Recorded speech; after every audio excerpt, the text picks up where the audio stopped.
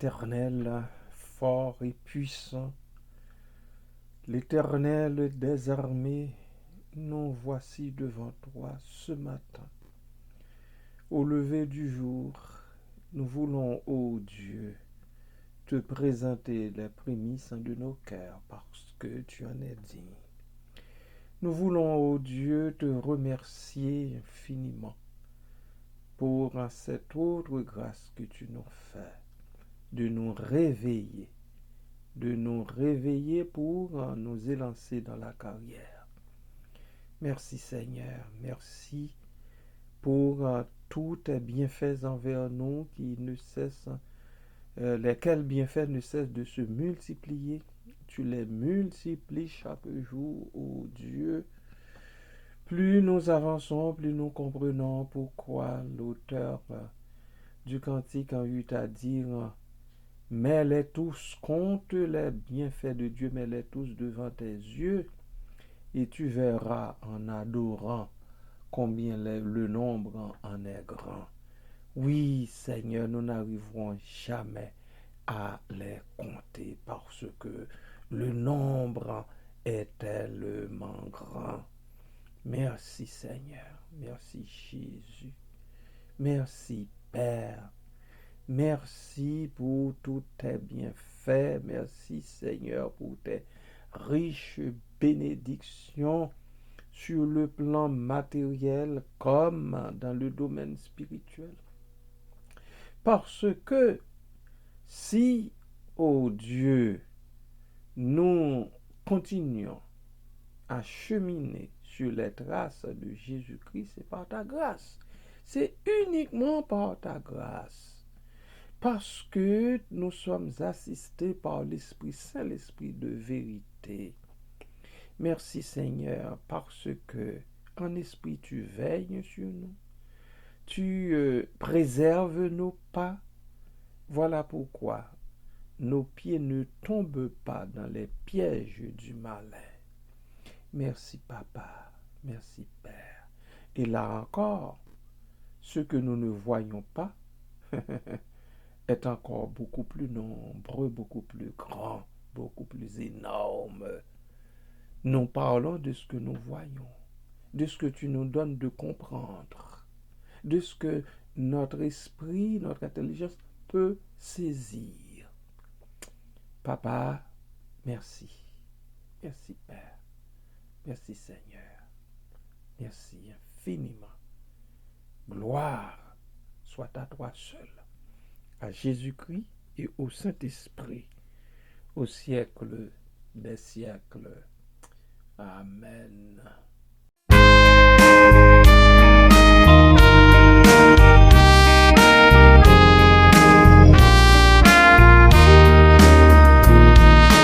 Ce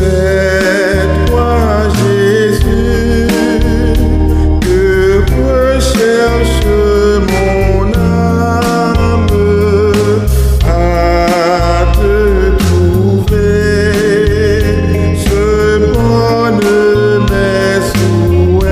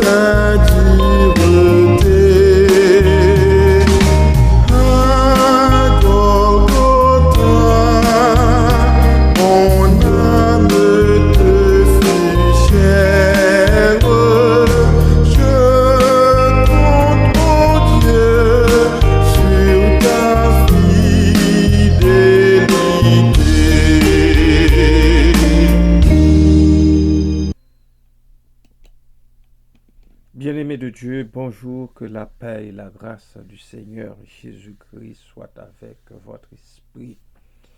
Nous sommes parvenus à ce nouveau jour, ainsi nous voulons le remettre entièrement entre les mains du Seigneur notre Dieu, ce que nous venons de faire d'ailleurs.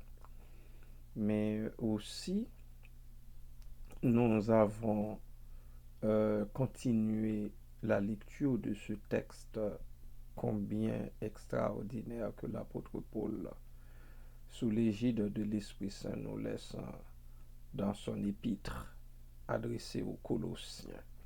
Nous sommes arrivés au verset 18, enfin les derniers versets du chapitre 3. Nous sommes arrivés au dernier verset du chapitre 3. Alors, nous allons lire. Femmes, soyez soumises à vos maris comme il convient dans le Seigneur. Maris, aimez vos femmes et ne vous aigrissez pas contre elles. Enfants, obéissez en toutes choses à vos parents, car cela est agréable dans le Seigneur.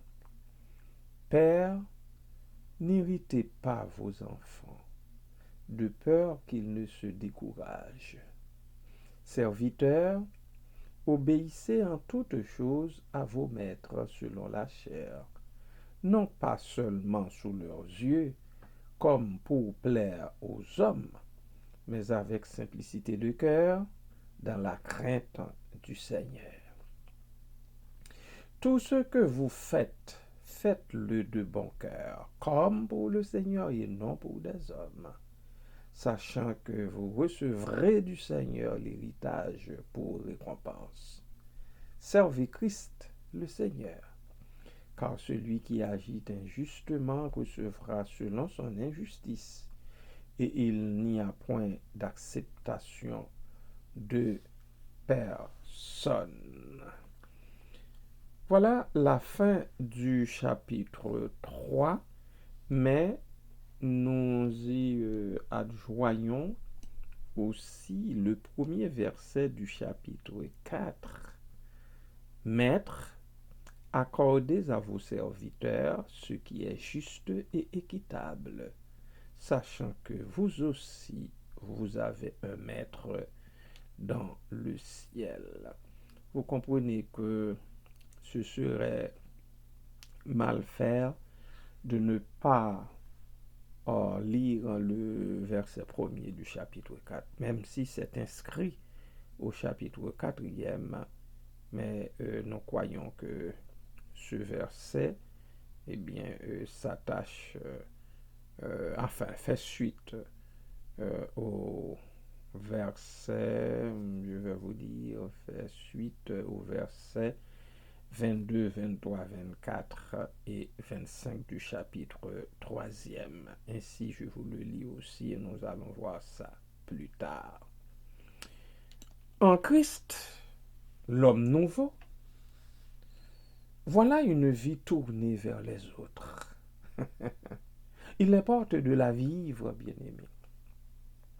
L'apôtre nous exhorte et nous en parle. Il n'a pas mâché ses mots. Il ne pourrait être plus clair dans ces 8 versets. En fait, 9 versets avec le verset premier du chapitre 4. Que l'on soit d'accord ou non avec lui, c'est-à-dire avec ce qu'il énonce, ce qu'il énonce ici, le message est livré sous l'onction de l'Esprit Saint. À chacun et à chacune d'en tirer le maximum de profit. Parce que la Bible dit que la parole de Dieu est là pour un effet quelconque. Et nous prenons la Bible au mot, parce que nous sommes des étudiants de la Bible, nous sommes enfants du Seigneur, serviteurs et servantes de Dieu. Nous avons pour responsabilité d'accepter la parole de Dieu pour ce qu'elle est. À partir du verset 18 de ce chapitre 3 jusqu'au verset 18 du chapitre 4, l'apôtre met l'accent sur les relations interpersonnelles pratiques qui devraient découler de la position du croyant en Christ. Il ne faut pas que nous perdions de vue qu'il s'agit de Christ. Il s'agit de Christ. C'est toujours un Christ. Un Christ, un Christ, un Christ. Toujours un Christ. Il ne faut pas qu'on l'oublie. On aurait pu ne pas vouloir faire, ne pas vouloir dire telle chose et telle chose, mais en Christ, automatiquement, eh bien, on se crase. Automatiquement, en Christ, dès qu'il s'agit de Christ, eh bien, écoutez, on fait profil bas, on se soumet. Premièrement, l'apôtre exhorte chacun des membres d'une famille humaine à mettre de l'ordre dans sa vie privée. C'est important qu'on le comprenne. Il passe en revue les femmes, les maris, les enfants, les pères, les serviteurs et les maîtres. Il ne faut, ce ne serait pas la chose à faire, séparer les catégories. C'est-à-dire, ce que je veux dire par là, pointer juste une catégorie, je veux dire. Pointer juste une catégorie. Ici, l'apôtre est en train de souligner les relations interpersonnelles, car nous sommes là, nous sommes encore, je me reprends, nous sommes encore laissés sur terre pour vivre les uns avec les autres, les uns aux côtés des autres. La vie serait plate à n'en plus finir si une seule catégorie devait vivre sur terre. Alors, l'apôtre, il vient avec, je dirais, la base fondamentale de la société des humains. Les femmes, les maris, les enfants, les pères, les serviteurs et les maîtres. Et les maîtres. J'aurai le temps de revenir là-dessus. Il leur parle entre le chapitre 3, entre le verset 18 du chapitre 3 et puis jusqu'au chapitre 4, verset 18. Mais plus particulièrement, du verset 18, de 3, 18 à 4, 1. De 3, 18 à 4, 1. Que dit-il? Femmes, soyez soumises à vos maris, comme il convient dans le Seigneur. Marie, aimez vos femmes et ne vous aigrissez pas contre elles. Enfants, les enfants en ont aussi. Obéissez en toutes choses à vos parents. Pourquoi? Parce que les parents ont déjà tout un vécu derrière eux. Ils ont vu des choses que vous, enfants, vous n'avez pas vues encore. Que vous soyez grands enfants ou petits enfants, je veux dire grands adultes ou enfants à bas âge, un enfant restera toujours celui de son père et de sa mère. Le père et la mère ont une longueur d'avance sur vous, enfants. Vous devenez adulte, vous êtes, écoutez là, vous avez vu, vous avez fait, vous avez compris, ou bien vous êtes en train de voir, de comprendre, de développer. Vous pouvez même dépasser vos parents en maintes choses. Mais un parent reste un parent. Il ne faut pas qu'on l'oublie. Alors, l'apôtre dit, enfants, obéissez en toutes choses à vos parents, car cela est agréable dans le Seigneur. C'est à cause du Seigneur. C'est à cause du Seigneur. À cause du Seigneur. Le parent peut ne pas mériter votre obéissance, votre amour, mais en tant qu'enfant du Seigneur, il faut leur obéir, il faut obéir à ce parent, quand même, qui n'aurait pas joué son rôle comme il devait le faire dans votre vie, mais la parole de Dieu dit, obéissez en toutes choses à vos parents. Et l'apôtre Paul ne parle pas au travers de son chapeau, puisque c'est déjà dit dans les 10 commandements, voyez-vous. Et dans les 10 commandements, le 6e commandement, c'est le 6e commandement dans lequel le Seigneur est allé plus loin. Il dit, honore ton père et ta mère, afin que tes jours se prolongent dans le pays que l'Éternel ton Dieu te donne. C'est le 6e commandement. Obéissez en toutes choses à vos parents, car cela est agréable au Seigneur. Père, n'irritez pas vos enfants. Il y a des papas qui... bon,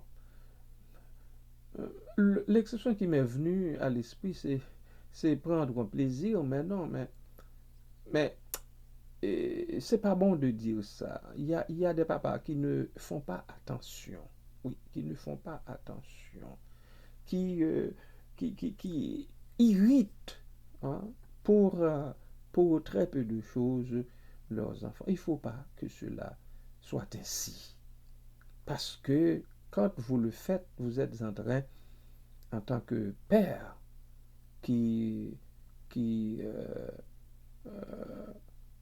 en tant que père, vous, hein, vous qui devez leur montrer la voie, leur enseigner ce qui est mieux, hein, alors il ne faut pas que vous le fassiez. Et l'apôtre dit, ne les n'irritez pas vos enfants de peur qu'ils ne se découragent. Ils vont se décourager, ils vont dire, mais à quoi ça sert, moi aussi, de devenir un père? À quoi ça sert pour moi aussi de fonder une famille? Serviteur, voilà une catégorie à laquelle on ne s'attendrait pas. Car plusieurs jettent la pierre contre l'apôtre Paul en disant qu'il descend les serviteurs, les esclaves au dernier niveau et puis il élève leur maître au premier plan. Mais il faut quand même voir, c'est dans la crainte du Seigneur. Serviteurs, obéissez en toutes choses à vos maîtres selon la chair, non pas seulement sous leurs yeux, pas sous leurs yeux, quand vous êtes en leur présence, comme pour plaire aux hommes. Vous n'êtes pas en train de plaire aux hommes, mais avec simplicité de cœur, dans la crainte du Seigneur. Et il continue là-dessus, il s'étend vraiment là-dessus. Tout ce que vous faites ici, il s'adresse aux serviteurs. Faites-le de bon cœur, comme pour le Seigneur, et non pour des hommes. Il reprend ça encore, pas aux hommes, mais au Seigneur. Il continue au verset 24 encore. Sachant que vous recevrez du Seigneur l'héritage pour récompenser. C'est dans cet esprit-là que vous devez vous soumettre au maître, que vous devez faire ce que vous avez à faire comme pour le Seigneur et non pour se mettre méchant, se mettre grincheux, se mettre arrogant, se mettre qui se comporte en tyran. Et au verset 24, il continue pour dire, sachant que vous recevrez du Seigneur l'héritage pour récompense. Servez Christ.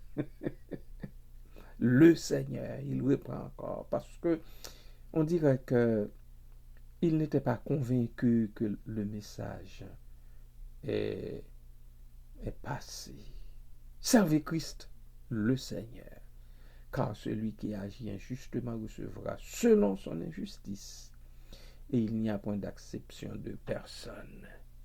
Et il revient, il vient avec les maîtres. Maîtres, accordez à vos serviteurs ce qui est juste. et équitable. Si en tant que maître, vous n'accordez pas à vos serviteurs ce qui est juste et équitable, vous allez avoir affaire avec le ciel, sachant que vous aussi, vous avez un maître dans le ciel. Cela dit, il rappelle ensuite aux croyants qu'ils doivent tendre vers la perfection dans leur vie de prière. Persévérer, versets 4 à 6, persévérer dans la prière.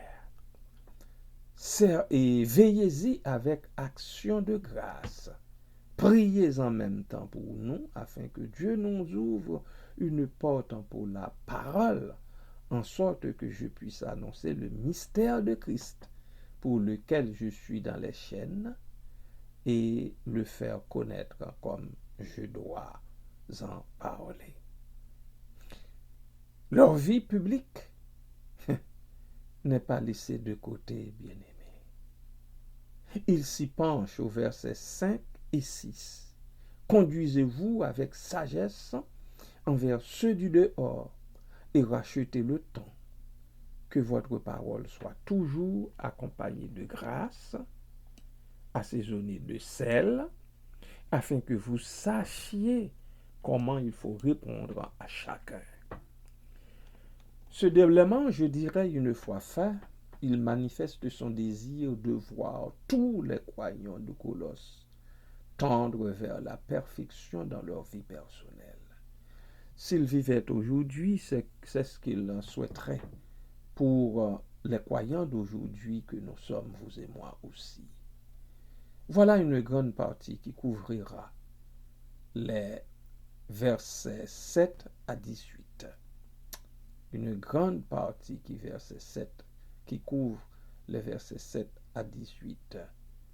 Nous nous y pencherons prochainement. Je vous invite déjà à vous pencher là-dessus, ce plan tracé par l'apôtre dans les jours suivants.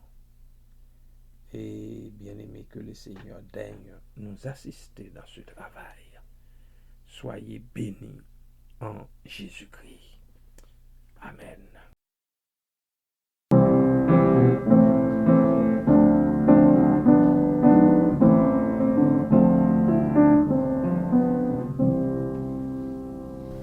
Oh, que ton joug est facile, oh, combien j'aime ta loi. Dieu saint, Dieu de l'évangile, elle est toujours devant moi. De mes pas, c'est la lumière, c'est le repos de mon cœur. Mais pour la voir tout entière, ouvre mes yeux, bon Sauveur. Non, ta loi n'est point pénible pour quiconque est né de toi. Toute victoire est possible à qui combat avec foi. Seigneur, dans ta forteresse, aucun mal ne m'atteindra. Si je tremble en ma faiblesse, ta droite me soutiendra. D'un triste et rude esclavage, affranchi par Jésus-Christ, j'ai part à ton héritage, au secours de ton esprit. Au lieu d'un maître sévère, prêt à juger et punir, je sers le plus tendre Père, toujours prêt à me bénir. Dieu qui guide, qui console, j'ai connu que le bonheur, c'est de garder tes paroles, et je les serre en mon cœur. Fais-moi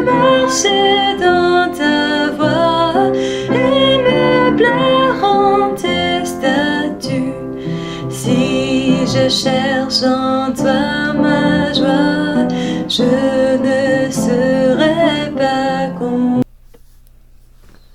Bon et tendre Père, encore une fois, nous nous présentons devant ta face bénie, tels que nous sommes, hommes et femmes, enfants, parents, serviteurs et maîtres.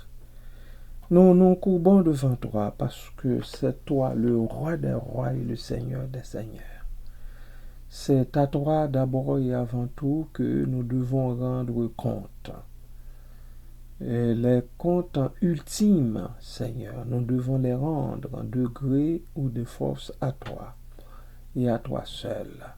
Ainsi, Père, nous réclamons de toi une grâce spéciale afin que nous comprenions, Seigneur, la tâche qui nous incombe, afin qu'au Dieu, nous appliquions réellement notre cœur à la sagesse lorsque nous sommes en train de travailler, que ce soit à la maison ou bien sous la gouverne de quelqu'un d'autre, dans le travail séculier ou bien encore dans ton œuvre, que nous cultivions, ô Dieu, ce sentiment d'appartenance à toi, ce sentiment, Seigneur, qui doit nous pousser à agir, non comme si nous étions en train ou bien de vendre notre service à quelqu'un, ou bien de travailler pour quelqu'un. Merci Seigneur. Merci d'accorder ta grâce à nos sœurs, de comprendre ce que dit l'apôtre ici dans cette épître adressée aux Colossiens, comme dans d'autres lettres adressées aux églises. Fais-leur cette grâce, ô Dieu, et aussi, Seigneur, que les maris, les hommes, les maris de ces femmes-là comprennent qu'ils ne sont pas Dieu, qu'ils ne seront jamais Dieu sur leur épouse, qu'ils doivent rendre compte eux aussi à toi, parce que nous sommes tous, eh bien, sous la même obédience, sous l'onction de l'Esprit Saint, que nous devons agir, Seigneur, non pour plaire aux hommes ou bien aux femmes, mais pour plaire à toi et à toi seulement. Merci, Père. Sois avec les enfants aussi, les jeunes, Seigneur, qui grandissent dans les foyers chrétiens, dans le foyer des croyants. Seigneur, aide-les, Seigneur, à faire leur part comme tu le demandes dans ta parole. Papa, que les papas, les pères aussi, apprennent à ne pas irriter leurs enfants. Qu'ils apprennent, Seigneur, à encourager leurs enfants, à les soutenir dans leur démarche, au lieu de les décourager, au lieu de leur dire des mots blessants, des mots qui ne sont pas capables de les réconforter dans leur démarche, dans leur développement spirituel, social, intellectuel, Seigneur. Fait que les pères qui ne le comprennent pas arrivent à le saisir, qu'ils sachent, ô Dieu, qu'ils sont là pour donner de bons exemples à leurs enfants et qu'ils ne les découragent pas, qu'ils les supportent au contraire. Oui, ces enfants-là leur doivent obéissance, mais aussi eux, ils ont leur part là-dedans. Ils doivent apprendre à travailler avec leurs enfants. Ils doivent apprendre à descendre même au niveau de leurs enfants pour pouvoir les gagner pour toi. Merci Seigneur. Merci Jésus. Les gens qui sont dans le séculier, qui travaillent sous la gouverne d'un boss, d'un contremaître, de quelqu'un d'autre, Seigneur, qu'ils aient, Seigneur, ce comportement chrétien, ce comportement de croyant en Dieu, de chrétiens sauvés par le sang de la croix de Christ, tout en réclamant bien entendu leurs droits, puisque, ô Dieu, nous vivons dans un pays de droit, où le droit de la personne est reconnu.